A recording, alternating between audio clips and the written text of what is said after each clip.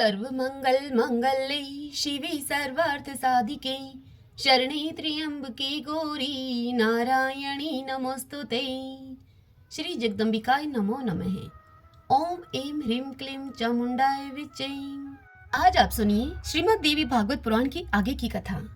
सूत जी मुनियों से बोले कि हे श्रेष्ठ मुनिवरों, उस सुंदरी असितापांगी घृताची को देखकर व्यास जी बड़े ही असमंजस में पड़ गए और अपने मन में सोचने लगे कि यह देवकन्या अप्सरा मेरे योग्य नहीं है, अतः अब मैं क्या करूं। वह अप्सरा भी व्यास जी को चिंतित होता देखकर बड़ी ही भयभीत हो गई कि कहीं यह मुनि मुझे श्राप न दे दे। तत्पश्चात भय से व्याकुल वह अप्सरा एक शुकी का रूप धारण करके उड़ गई। व्यास जी उसे पक्षी के रूप में देखकर आश्चर्य में पड़ गए।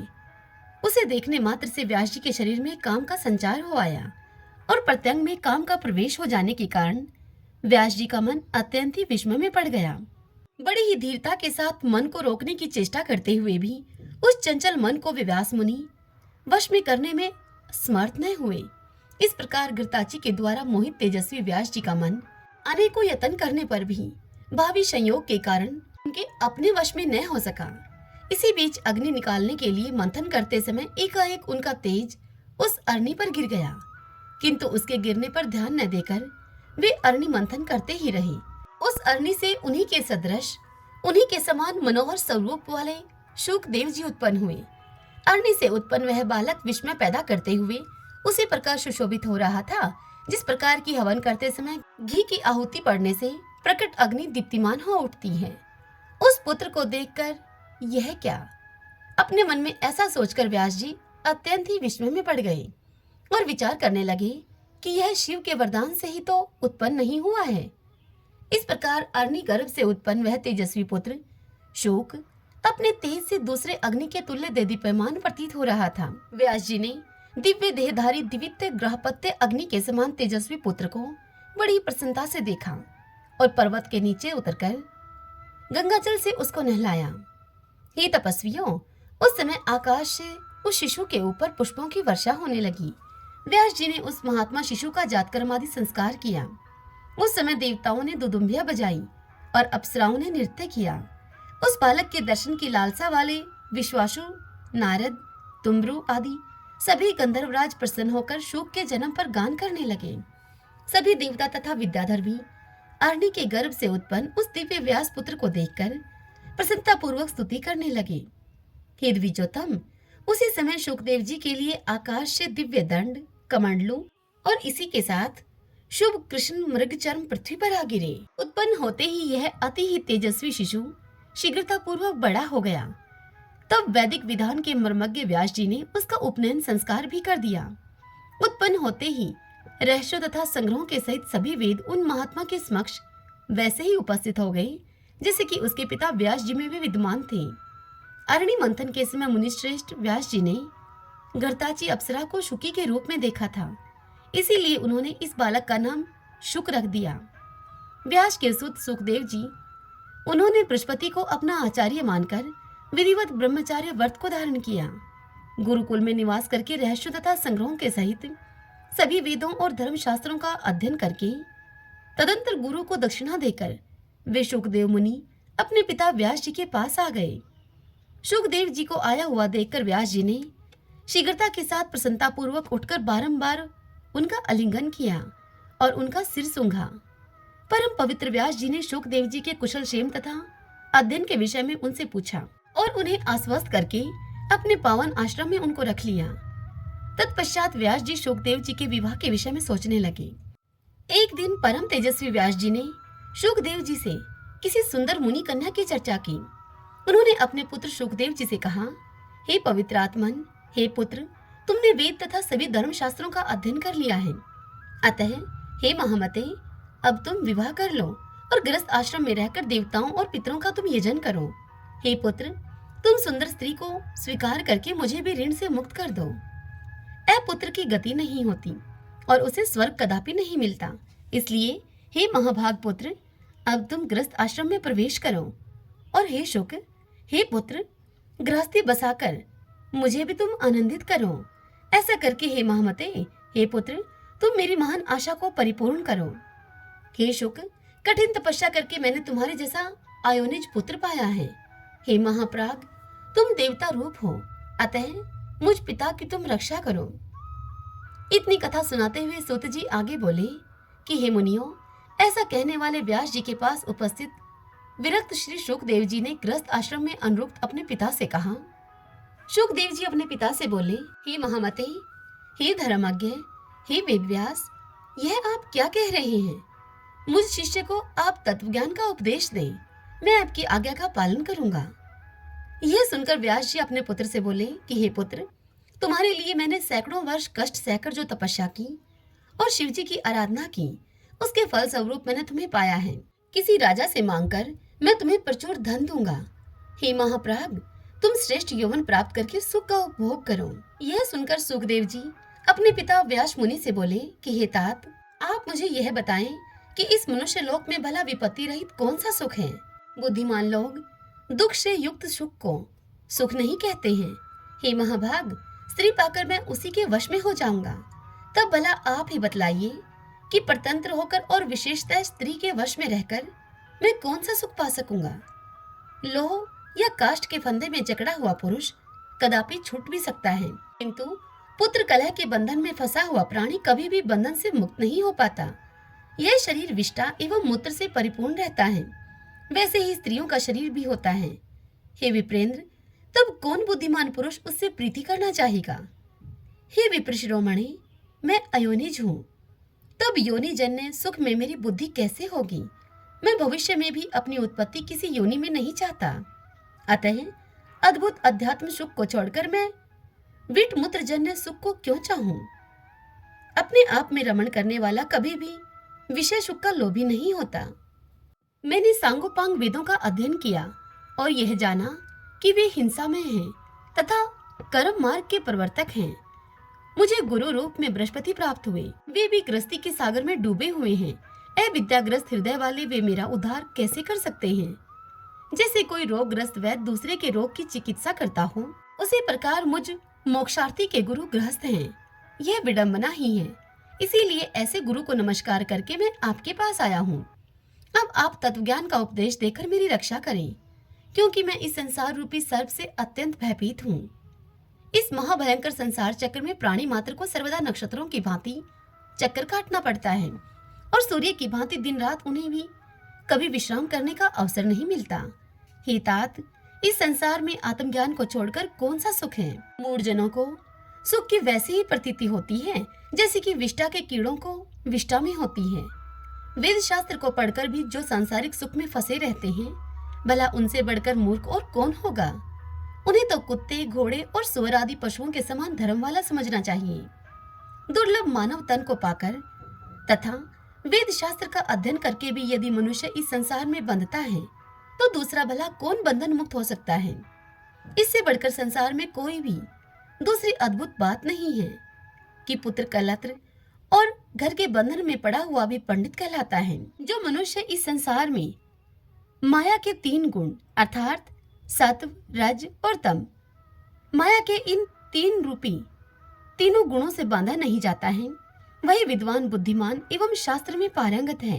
दृढ़ बंधन में डालने वाले व्यर्थ विद्या अध्ययन से क्या लाभ है? उसी का अध्ययन करना चाहिए जो कि शीघ्र ही भवबंधन से मुक्त कर दे। पुरुष को बंधन में जकड़ लेने के कारण ही उसे ग्रह कहा गया है, अतः ऐसे बंधन रूप घर में सुख कहाँ? हे पिताजी, इसीलिए मैं भयभीत हूँ। जो अज्ञानी, मंद बुद्धि तथा अभागे मनुष्य हैं, वे इस मानव जन्म को पाकर भी पुनः बंधन में पड़ जाते हैं। अपने पुत्र शुकदेव मुनि की इस बात को सुनकर व्यास जी उनसे बोले, पुत्र, ग्रह बंधनागार नहीं है और न बंधन का कारण ही है। जो मन से बंधन मुक्त है, वह गृहस्थ आश्रम में रहते हुए भी मुक्त हो जाता है। जो न्याय मार्ग से धनोपार्जन करता है, शास्त्रोक्त कर्मों का विधिवत संपादन करता है, पितृश्राद्ध आदि का यज्ञ करता है, सर्वदा सत्य बोलता है तथा पवित्र रहता है, वह ग्रह में रहते हुए भी मुक्त हो जाता है। ब्रह्मचारी, सन्यासी, वानप्रस्थी तथा व्रत उपवास करने वाला, ऐसा करने वाले सब मनुष्य मध्याह्नों उत्तर काल में ग्रस्त के पास ही जाते हैं। वे धार्मिक ग्रस्त श्रद्धा के साथ मधुर वचनों के द्वारा सबका सत्कार करते हुए एवं अन्नदान से उन्हें उपकृत करते हैं। गृहस्थ आश्रम से बढ़कर कोई दूसरा आश्रम देखा या सुना नहीं गया। वशिष्ठ आदि आचार्यों और तत्वज्ञानियों ने इसका आश्रय ग्रहण किया है। हे महाभाग, वेदोक्त कर्म करने वाले गृहस्थ के लिए क्या असाध्य रह जाता है? वह स्वर्ग, मोक्ष अथवा उत्तम कुल में जन्म जो कुछ भी चाहता है वह हो जाता है। एक आश्रम से दूसरे आश्रम में जाना चाहिए, ऐसा धर्मज्ञों ने बताया है। अतः आलस्य रहित होकर तुम गृहस्थ संबंधी कर्मों को संपादित करो। हे धर्मज्ञ पुत्र, देवताओं, पितरों एवं आश्रित जनों को विधिवत संतुष्ट करके, पुत्र उत्पन्न करके और उसे भी गृहस्थ आश्रम में लगाकर पुनः गृह त्याग कर वन में जाकर श्रेष्ठ व्रत का आश्रय ग्रहण करो। वहां वानप्रस्थ आश्रम पूर्ण करके उसके बाद संन्यास धारण करो। हे महाभाग पुत्र, इंद्रियां मनुष्य को निश्चित रूप से प्रमत्त बना देती हैं। जो मनुष्य स्त्री रहित होता है उसे उसका मन पांचों इंद्रियों के सहित विकल कर देता है। हे महामते, इसीलिए उन बलवान इंद्रियों पर विजय पाने के लिए स्त्री परिणय करके गृहस्थ बनना चाहिए। तत्पश्चात वृद्धावस्था में तप करना चाहिए। यह शास्त्र वचन है। हे महाभाग, वन में स्थित महातेजस्वी महर्षि विश्वामित्र किसी समय 3 सहस्त्र वर्षों तक निराहार और जितेंद्रिय रहकर अत्यंत कठोर तप करके भी मेनका को देखकर मोहित हो गए और उन्हीं के तेज से पुत्री के रूप में सुंदर शकुंतला पैदा हुई।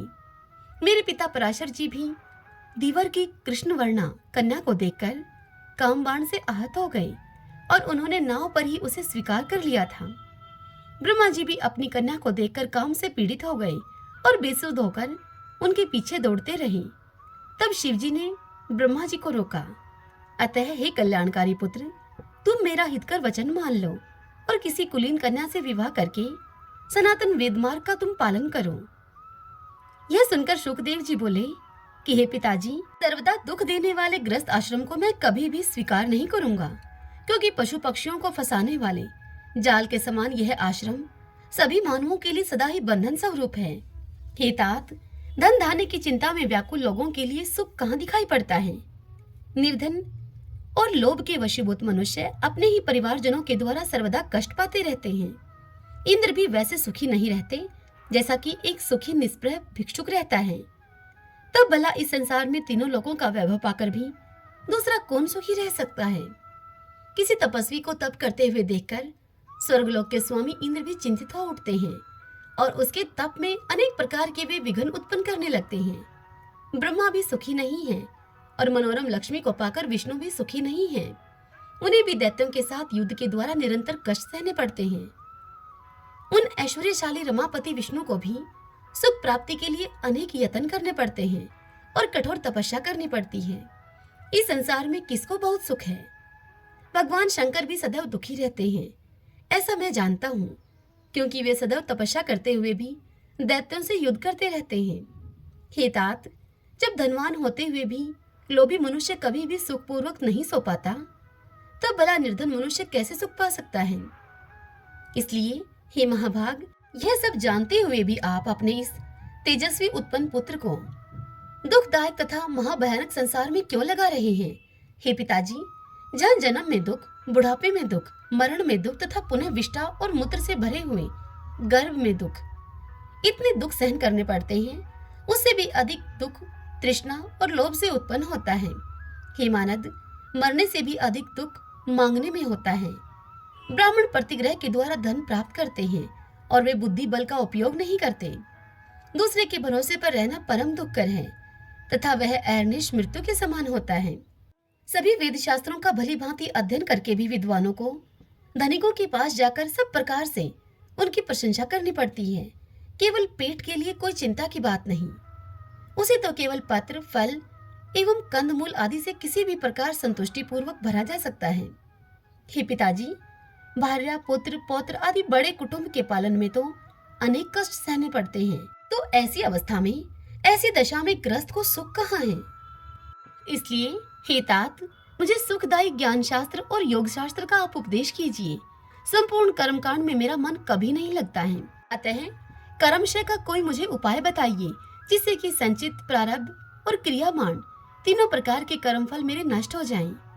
स्त्री जोंक के समान सदा ही पुरुष का रक्त चूसती रहती है। इसे बुद्धिहीन मनुष्य उसकी भावपूर्ण चेष्टाओं से मोहित होने के कारण समझ नहीं पाता। स्त्री अपने संसर्ग से उसके तेज का तथा अपनी वचन चातुरी के द्वारा उसके संपूर्ण धन और मन का इस प्रकार सर्वस्व का हरण कर लेती है, उससे बढ़कर दूसरा चोर और कौन है। इसीलिए मेरे विचार में तो मूर्ख मनुष्य ही केवल निद्रा सुख का नाश करने के लिए स्त्री परिणय करता है। विधाता के द्वारा वह दुख के लिए ही ठगा जाता है, सुख के लिए नहीं। इतनी कथा सुनाकर सूत जी आगे कहते हैं कि हे श्रेष्ठ मुनियों, इस प्रकार सुखदेव जी की युक्ति युक्त ये बातें सुनकर व्यास जी बड़ी चिंता में पड़ गए। वे मन ही मन सोचने लगे कि अब मैं क्या करूं। तत्पश्चात उनकी आंखों से दुख के आंसू बहने लगे, उनका शरीर कांपने लगा और मन में गलानी होने लगी। इस प्रकार शोक करते हुए अपने दीन तथा शोकाकुल पिता को देखकर आश्चर्य से विस्मित नेत्र वाले सुखदेव जी ने अपने पिता व्यास जी से कहा, आहो, माया कितनी प्रबल है, जो कि यह वेदांत दर्शन के प्रणेता तथा वेद का सांगोपांग ज्ञान रखने वाले सर्वज्ञ पंडित मेरे पिताजी को भी मोहित कर रही है। न जाने वह कौन सी तथा कैसी दुष्कर माया है जो सत्यवती सूत विद्वान व्यास जी को भी मोहित कर रही है। जो पुराणों के वक्ता, महाभारत के रचयिता, वेदों के विभाग करता है, वे भी माया जनित मोह को प्राप्त हो गए हैं। इसलिए मैं उन्हीं देवी महामाया की शरण में जाऊं, जो कि समस्त जगत तथा ब्रह्मा विष्णु महेश आदि को भी मोहित कर देती हैं। तब दूसरों की तो बात ही क्या है। इन तीनों लोकों में कौन ऐसा है जो माया से मोहित नहीं होता हो। उस माया ने तो ब्रह्मा आदि देवताओं को भी पूर्व काल में मोहित कर दिया था। अहो, उन भगवती जगदम्बा के द्वारा रचित माया का बल तथा पराक्रम महान आश्चर्यजनक है। उन्होंने अपनी माया के प्रभाव से ही सर्वज्ञ और सर्व अंतर्यामी ईश्वर को भी अपने वश में कर रखा है। पौराणिकों द्वारा कहा गया है कि व्यास जी भगवान विष्णु के अंश से उत्पन्न हुए हैं, फिर भी वे आज शोक सागर में इस प्रकार डूब रहे हैं जैसे कि समुद्र में भगन जलियान वाला वाणिक। आज वे भी माया के वशीभूत होकर एक साधारण व्यक्ति के समान आंसू बहा रहे हैं। आहो, माया बड़ी प्रबल है, जिसे बड़े बड़े विद्वान भी नहीं त्याग पाते। व्यास कौन है, मैं कौन हूँ, यह संसार क्या वस्तु है और यह कैसा भ्रम है। इस 5 भौतिक शरीर में पिता पुत्र की भावना कहाँ से आई। यह माया अति प्रबल है, जो मायावियों को भी मोहित कर देती है, जिसके वशीभूत होकर यहाँ द्विज कृष्ण द्वैपायन भी रुदन कर रहे हैं। सूत जी आगे कहते हैं कि हे मुनियों, सब कारणों की एकमात्र कारण, सब देवताओं की जननी तथा ब्रह्मा आदि देवताओं की भी स्वामिनी आदिशक्ति भगवती को मन से स्मरण करके शोक सागर में डूबे हुए अपने दुखी पिता श्री व्यास जी से अरणी पुत्र शुकदेव जी ने इस प्रकार नीतियुक्त वचन कहा। शुकदेव जी ने अपने पिता व्यास जी से कहा कि हे पराशर नंदन, हे महाभाग, आप तो स्वयं सभी लोगों को ज्ञान देने वाले हैं, तब हे स्वामिन, आप ऐसा शोक क्यों करते हैं जैसा कोई अज्ञ साधारण व्यक्ति करता है। हे महाभाग, इस समय मैं आपका पुत्र हूँ, परंतु यह कौन जानता है कि पूर्व जन्म में मैं कौन था और आप कौन थे। यह संसार तो महात्माओं के लिए एक भ्रम मात्र है।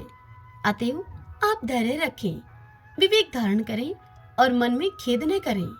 हे महामते, इसे मोहजाल समझकर आप शोक का परित्याग करें।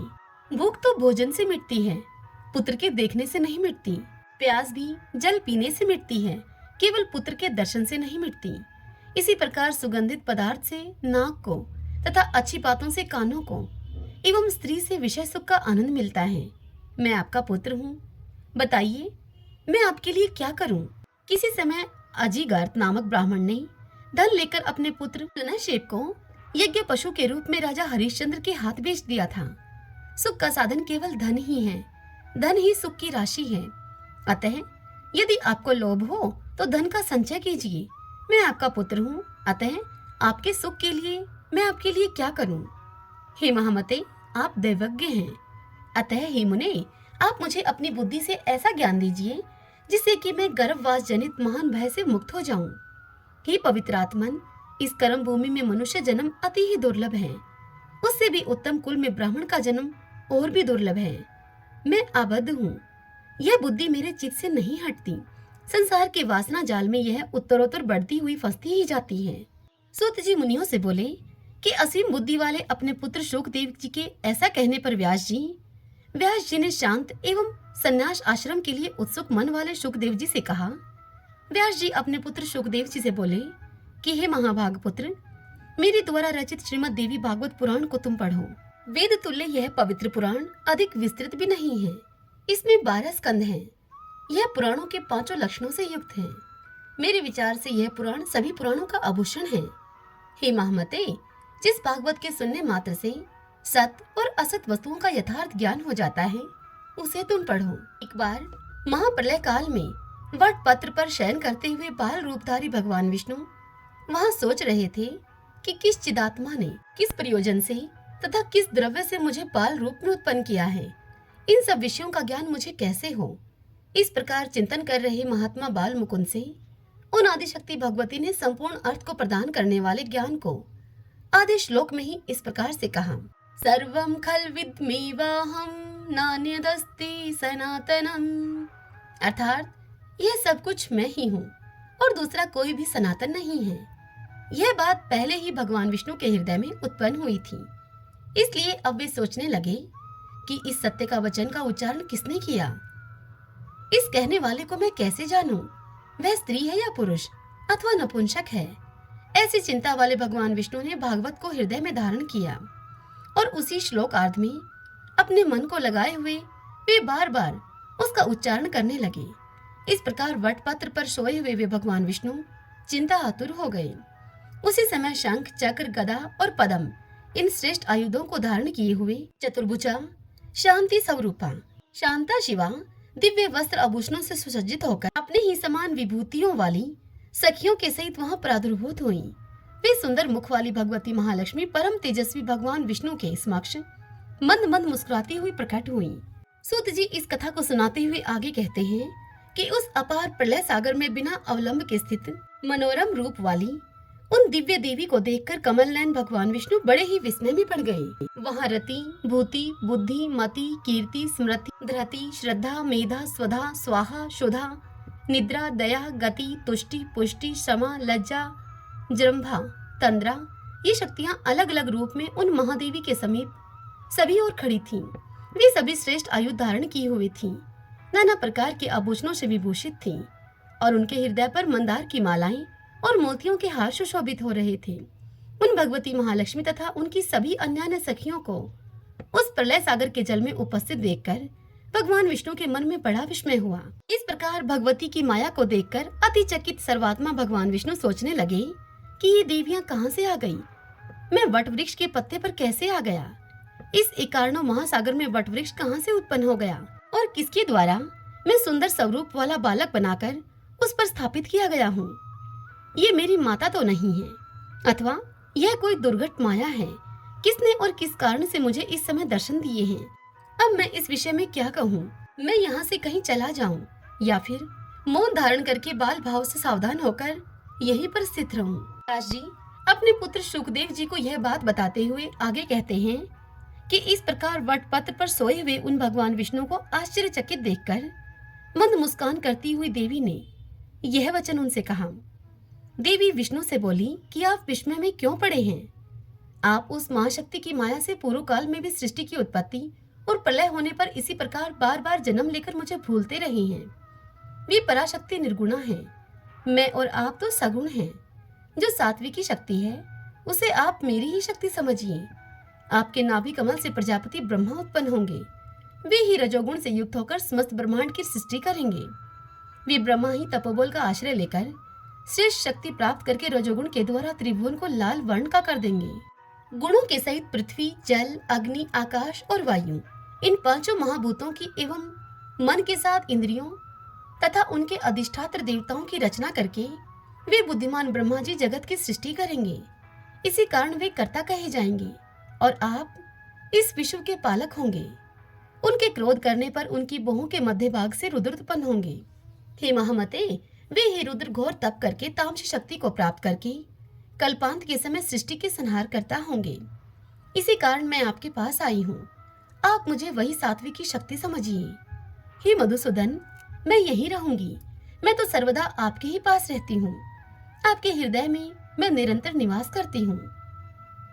भगवती की इस बात को सुनकर विष्णु बोले, हे देवी, हे वरारोहे, कुछ समय पूर्व मैंने स्पष्ट अक्षरों वाला जो आधा श्लोक सुना, वह श्लोक परम कल्याणप्रद तथा रहस्यमय वाक्य किसने कहा था? हे वरारोहे, यह मुझे आप शीघ्र बताइए। हे सुमुखी, इस विषय में मुझे महती शंका है।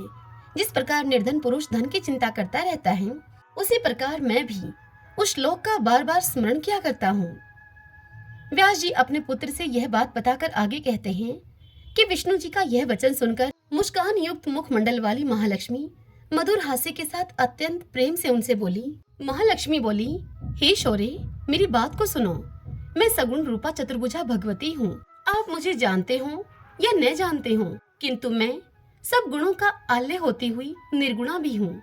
हे महाभाग, आप यह जान लें कि वह अर्ध श्लोक उसी पराशक्ति ने कहा था। आप उसे सब वेदों का तत्व स्वरूप, कल्याणकारी और पुण्यप्रद श्रीमद देवी भागवत समझिए। हे शत्रुमर्दन, हे सुवर्त, मैं भगवती की परम कृपा मानती हूँ, जिसने कि ऐसा गुप्त एवं परम रहस्यमय मंत्र आपके कल्याण के लिए कहा है। आप इसे सर्वदा चित्त में रखिए और कभी भी इसे विस्मृत न कीजिए। यह सब शास्त्रों का सार है तथा महाविद्या के द्वारा प्रकाशित किया गया है। इससे बढ़कर त्रिभुवन में कुछ भी ज्ञातव्य नहीं है। आप निश्चय ही देवी के परम प्रिय हैं, इसलिए उन्होंने यह मंत्र आपको बताया है। व्यास जी अपने पुत्र से आगे कहते हैं कि हे पुत्र, महादेवी लक्ष्मी के इस वचन को सुनकर चतुर्भुज भगवान विष्णु ने इसे सर्वश्रेष्ठ मंत्र समझकर सदा के लिए अपने हृदय में धारण कर लिया। कुछ दिनों के बाद उनके नाभि कमल से उत्पन्न ब्रह्मा जी दैत्यों के भय से डरकर भगवान विष्णु की शरण में गए। तब वे भगवान विष्णु भयंकर युद्ध करके मधुकैटभ का वध करके उस विशद अक्षरों वाले श्लोक अर्ध रूप मंत्र का जप करने लगे। भगवान वासुदेव को जप करते हुए देखकर प्रजापति ब्रह्मा जी ने प्रेम पूर्वक कमलापति से पूछा, हे देवेश, हे पुंडरीकाक्ष, हे जगदीश्वर, आप किसका जप कर रहे हैं? आपसे भी बढ़कर दूसरा कौन है जिसका ध्यान करके आप इतने प्रसन्न हो रहे हैं? तब विष्णु बोले कि हे महाभाग, विचार कीजिए कि आप में और मुझ में जो कार्य कारण रूपा शक्ति विद्यमान है, वे ही भगवती शिवा हैं, जिनके आधार पर एकारणों महासागर में यह समस्त जगत ठहरा हुआ है। जो महाशक्ति साकार, असीम तथा सनातनी भगवती हैं और यह समस्त जड़ चेतन संसार जिनके द्वारा रचा गया है, वे ही जब प्रसन्न होती हैं तब मनुष्यों के उद्धार के लिए वरदायिनी होती हैं।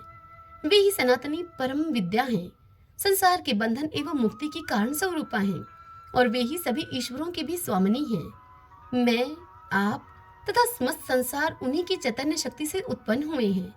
हे ब्राह्मण, हे निष्पाप, ऐसा आप सत्य जानिए, इसमें संदेह नहीं है। उन भगवती ने आदि श्लोक में ही जो कहा है, वही वास्तविक श्रीमद देवी भागवत है। द्वापर युग के आदि में पुनः उसी का विस्तार होगा। व्यास जी बोले अपने पुत्र से कि हे पुत्र, इस प्रकार भगवान विष्णु के नाभि कमल पर विराजमान ब्रह्मा जी ने उस भागवत का संग्रह किया। तत्पश्चात उन्होंने अपने परम बुद्धिमान पुत्र नारद जी से यह देवी भागवत कहा। पूर्व काल में वही भागवत देवऋषि नारद जी ने मुझे दिया और फिर मैंने उसे 12 स्कंदों में विस्तृत करके पूर्ण किया। हे महाभाग, वेद तुल्य 5 लक्षणों से युक्त तथा भगवती के उत्तम चरित्रों से ओतप्रोत इस श्रीमद देवी भागवत पुराण को तुम पढ़ो। तत्व ज्ञान के रस से परिपूर्ण, वेदार्थ के द्वारा उपब्रहित और धर्मशास्त्र के समान पुण्य पर यह भागवत सभी पुराणों में श्रेष्ठतम है। यह वृत्रासुर वध की कथाओं से युक्त, विविध आख्यानों उपाख्यानों से समन्वित, ब्रह्म विद्या का निधान एवं भवसागर से पार करने वाला है। अतः हे पुत्र, हे महाभाग, तुम उस भागवत को अवश्य पढ़ो। तुम अत्यंत बुद्धिमान और योग्य हो। हे नरश्रेष्ठ, यह श्रीमद देवी भागवत नामक पुराण पुण्यप्रद है। तुम इसके 18,000 श्लोकों को हृदयंगम कर लो। यह पुराण पाठ तथा श्रवण करने वाले के लिए अज्ञान का नाश करने वाला, दिव्य ज्ञान रूपी सूर्य का बोध कराने वाला, सुखप्रद, शांतिदायक, धन्य, दीर्घ आयु प्रदान करने वाला, कल्याणकारी तथा पुत्र पौत्र की वृद्धि करने वाला है। इतनी बात बताकर अपने पुत्र से व्यास जी आगे कहते हैं कि हे पुत्र, लोमहर्षण से उत्पन्न मेरे शिष्य ये धर्मात्मा सूत जी भी तुम्हारे साथ इस शुभ पुराण संहिता का अध्ययन करेंगे। सूत जी इस कथा को सुनाते हुए मुनियों से आगे कहते हैं कि हे श्रेष्ठ विप्रवरों, व्यास जी ने मुझसे और अपने पुत्र से इस प्रकार कहा था। तब मैंने उस संपूर्ण विस्तृत पुराण संहिता को विधिवत पढ़ा था। उस समय भागवत पुराण का अध्ययन करके शुकदेव जी अपने पिता व्यास जी के पवित्र आश्रम में ही रहने लगे, परंतु दूसरे ब्रह्मा पुत्र नारद की भांति उन धर्मात्मा को वहां शांति नहीं मिल सकी।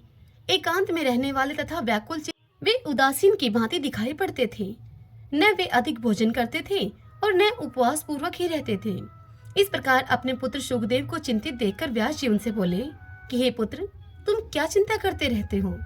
हे मानद, तुम किस लिए व्याकुल रहते हो? ऋणग्रस्त निर्धन व्यक्ति की भांति तुम सदा ही चिंतन करते रहते हो। हे पुत्र, मुझ पिता के रहते हुए तुम्हें किस बात की चिंता हो रही है? तुम मन की गलानी को छोड़ो, यथेष्ट रूप से सुख उपभोग करो, शास्त्रोक्त ज्ञान की चिंता करो और आत्मचिंतन में अपने मन को लगाओ। हे सुवर्त, यदि मेरे उपदेश से तुम्हें शांति नहीं मिलती तो राजा जनक के द्वारा पालित मिथिलापुरी में तुम चले जाओ। हे महाभाग, वे विदेह राजा जनक तुम्हारे मुंह का नाश कर देंगे, क्योंकि वे सत्य सिंधु तथा धर्मात्मा हैं। हे पुत्र, उन राजा के पास जाकर तुम अपना संदेह दूर करो और वर्णाश्रम धर्म के रहस्य को तुम उनसे यथार्थ रूप में पूछो। वे राज ऋषि जीवन मुक्त ब्रह्म ज्ञान का चिंतन करने वाले पवित्र यथार्थ वक्ता, शांतचित्त तथा सदा ही योग प्रिय भी हैं। सूत जी मुनियों से आगे कहते हैं कि हे विप्रवरों, परम तेजस्वी उन व्यास जी का वचन सुनकर अरणी से उत्पन्न महातेजस्वी शुकदेव जी ने उनको उत्तर दिया। वे बोले, पिताजी, हे धर्मात्मन, आपके द्वारा यह जो कुछ कहा जा रहा है उससे मेरे चित्त में शंका उठती है कि कहीं यह दंभ तो नहीं। जीवन मुक्त तथा विदेह होते हुए भी राजा जनक हर्ष के साथ कैसे राज्य करते हैं? हे पिताजी, यह बात तो वैसे ही असंभव है जैसे कि किसी वंध्या को पुत्र हो जाए। अतः वे राजा जनक राज्य करते हुए भी विदेह कैसे हैं? यह मुझे अद्भुत संदेह हो रहा है। अब मैं निरुपश्रेष्ठ विदेह जनक को देखना चाहता हूँ कि वे जल में कमल पत्र की भांति संसार में कैसे रहते हैं। हे तात, उनके विदेह होने के विषय में मुझे बड़ा ही संदेह हो रहा है। हे वक्ताओं में श्रेष्ठ, सौगतों की भांति वे भी मोक्ष की एक दूसरी परिभाषा तो नहीं है। हे महामते, भला भोगा हुआ भोग अभोग और किया हुआ कर्म अकर्म कैसे हो सकता है? इंद्रियों का सहज व्यवहार कैसे छोड़ा जा सकता है? एक पुत्र का अपनी माता, बहन, पत्नी तथा किसी असती स्त्री के साथ भेद अभेद का संबंध क्यों नहीं होगा? और ऐसा होने पर जीवन मुक्तता कैसी होगी? यदि जीवा कटु, क्षार, तीक्ष्ण, कषाय, मधुर आदि स्वादों को जानती है तो वे अच्छे अच्छे पदार्थों का रसवादन करते ही होंगे। यदि शीत, उष्ण, सुख दुख का परिज्ञान उन्हें होता होगा तो भला यह मुक्तता कैसी? हे तात, मुझे यह अद्भुत संदेह हो रहा है।